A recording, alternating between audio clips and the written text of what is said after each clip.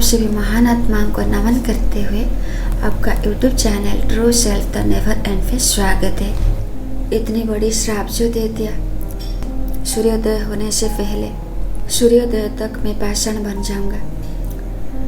मैं वासुदेव कृष्ण, धर्म को सुरक्षा देना मेरा धर्म है, इसीलिए मेरा जन्म हुआ है। मैं धर्म का पक्ष में हूँ, चाहे मेरा वंश का विनाश हो या मेरा साम्राज्य का अंत हो।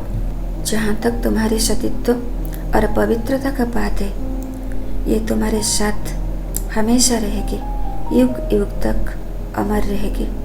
ये तुम्हारा प्रारब्ध है जो कर्म बन चुका है। तुम्हारा सतीत्व वो कैबल्य है। मुनि ऋषियाँ, साधु संत युग युग के लिए तपस्या करते हैं। ये कैसा पवित्रता है जो देवलोक को विनाश करने जा रहा था।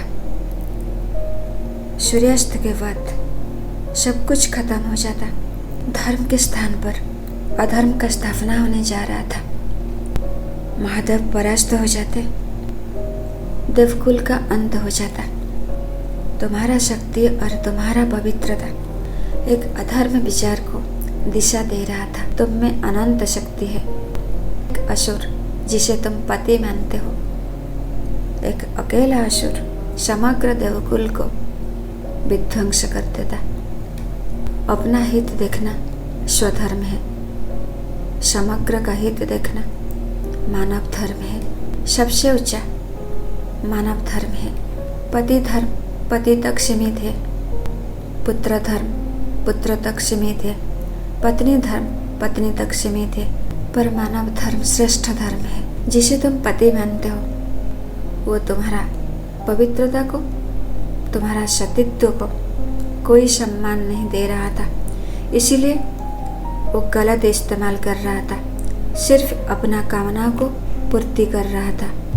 तुम्हारा सतीत्व, तुम्हारा पवित्रता, तुम्हारा कर्म बन चुका है।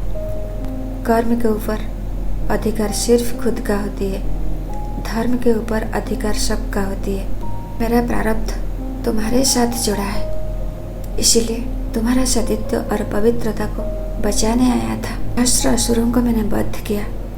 मैं तो तुम्हारा पवित्रता को रक्षा करने के लिए आया था, इसीलिए तुम्हारा ध्यान भंग किया।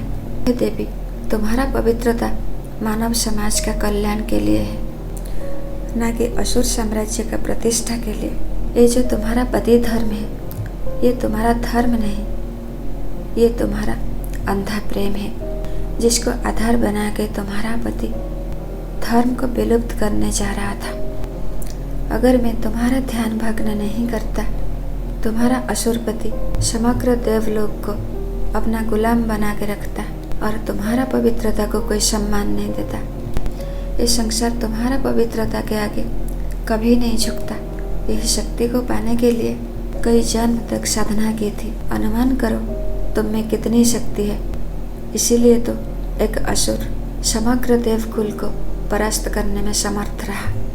और अनुमान करो तुम्हारे पास कितनी शक्ति है जो स्वयं श्री कृष्ण को पत्थर बना दिया। तुम्हारे पास पवित्रता की शक्ति है, पर ज्ञान का दृष्टि नहीं तो मुझे अभिशाप नहीं देती, धर्म को सहारा नहीं देती। श्री कृष्ण जी का पुनः आगमन कब और कैसे होगा फिर कभी जानेंगे। By the way, Shri Krishna ji का जन्म विवाह के लिए नहीं हुआ। जब देखो जहाँ देखो श्री कृष्ण जी का विवाह को लेकर बड़े इंटरेस्ट रहता है, पर क्यों तुम लोगों को विवाह और कहानियों में बड़ी रुचि है। श्री कृष्ण जी को समझने के लिए अगर थोड़ी कोशिश किए होते, प्रभु जी को इतने बड़े अपवाद नहीं मिलते, जिन्होंने सिर्फ कल्याण के लिए सब कुछ खो दिया। तुम लोगों ने श्री कृष्ण जी को सिर्फ एक शरीर माना, इसीलिए तो तुम्हें विवाह में रुचि है। श्री कृष्ण जी अपने जीवन में विवाह को कभी प्रायोरिटी नहीं दिया है। ज्ञान को, भक्ति को, कर्म को और प्रेम को उन्होंने ऊंचा स्थान दिया है। अपनी बनी बनाई कहानी को, अपना फिलोसफी को दूसरों के ऊपर क्यों थोपे जा रहे हो।